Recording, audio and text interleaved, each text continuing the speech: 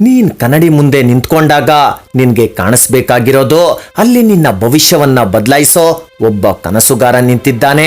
ನಿನ್ ಕೈಯಲ್ಲಿರೋದು ಒಂದು ಆರ್ಡಿನರಿ ಪೆನ್ನಲ್ಲ, ಅದು ನಿನ್ನ ಕುಟುಂಬದ ಕಷ್ಟಗಳನ್ನ ದೂರ ಮಾಡೋ ಶಕ್ತಿ, ನಿನ್ ತಂದೆ ತಾಯಿ ಕಣ್ಣೀರನ್ನ ನಗುವಾಗಿ ಮಾಡೋ ಶಕ್ತಿ, ನಿನ್ನ ಜೀವನವನ್ನ ಬದಲಾಯಿಸೋ ಶಕ್ತಿ ಆ ಪೆನ್ನಿಗಿದೆ.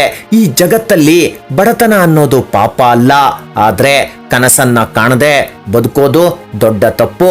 ತುಂಬಾ ಸ್ಟೂಡೆಂಟ್ಸ್ ಹೇಳ್ತಾರೆ, ನಮ್ಮ ಮನೆ ಪರಿಸ್ಥಿತಿ ಸರಿ ಇಲ್ಲ, ಸರಿಯಾದ ಫೆಸಿಲಿಟಿ ಸಿಗ್ತಿಲ್ಲ, ನನ್ನ ಹತ್ರ ಒಳ್ಳೆ ಮೊಬೈಲ್ ಇಲ್ಲ. ಈ ರೀತಿ ನೀನು 1000 ಕಾರಣ ಹುಡುಕಬಹುದು.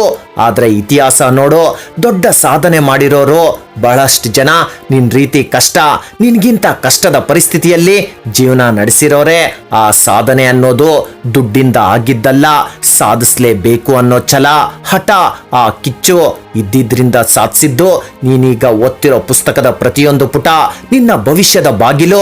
ಇವತ್ ನೀನು ನಿದ್ದೆ ಕೆಟ್ಟು ಓದೋ ನಾಳೆ ನಿನ್ ತಾಯಿ ಹೆಮ್ಮೆಯಿಂದ ಅವನ್ ನನ್ ಮಗ, ಅವಳು ನನ್ ಮಗಳು ಅಂತ ಹೇಳ್ತಾರೆ. ಆ ದಿನದ ಸಂತೋಷಕ್ಕಾದ್ರೂ ಈ ದಿನದ ಈ ಸಣ್ಣ ತ್ಯಾಗ ನೀನ್ ಮಾಡ್ಲೇಬೇಕು.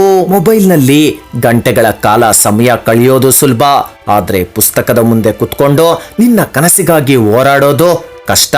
ನಿನ್ನೊಳಗೆ ಒಬ್ಬ ಡಾಕ್ಟರ್ ಇರಬಹುದು, ಇಂಜಿನಿಯರ್ ಇರಬಹುದು, ವಿಜ್ಞಾನಿ ಇರಬಹುದು, ಒಬ್ಬ ದೊಡ್ಡ ಅಧಿಕಾರಿ ಇರಬಹುದು, ದೇಶವನ್ನೇ ಬದಲಾಯಿಸೋ ನಾಯಕ ಇರಬಹುದು.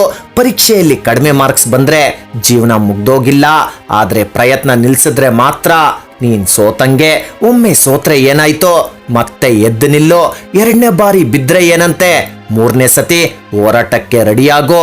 ಯಾಕಂದ್ರೆ ಯಶಸ್ಸು ಅನ್ನೋದು ಅದೃಷ್ಟದಿಂದ ಬರೋದಿಲ್ಲ, ನಿರಂತರ ಪರಿಶ್ರಮದಿಂದ ಬರುತ್ತೆ.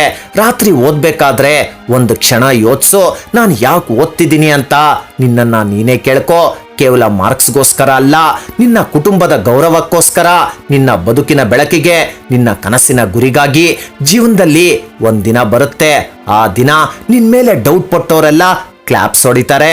ನಿನ್ನ ಪುಸ್ತಕವನ್ನ ಬೆಸ್ಟ್ ಫ್ರೆಂಡ್ ಮಾಡ್ಕೋ, ಟೈಮ್ನ ರೆಸ್ಪೆಕ್ಟ್ ಮಾಡು, ಟೀಚರ್ಸ್ ಮಾತನ್ನ ನಂಬು, ನಿನ್ ಮೇಲೆ ನಿನ್ಗೆ ವಿಶ್ವಾಸ ಇರ್ಲಿ, ಕನಸನ್ನ ಕಾಣೋ, ಹೋರಾಡೋ, ಓದು.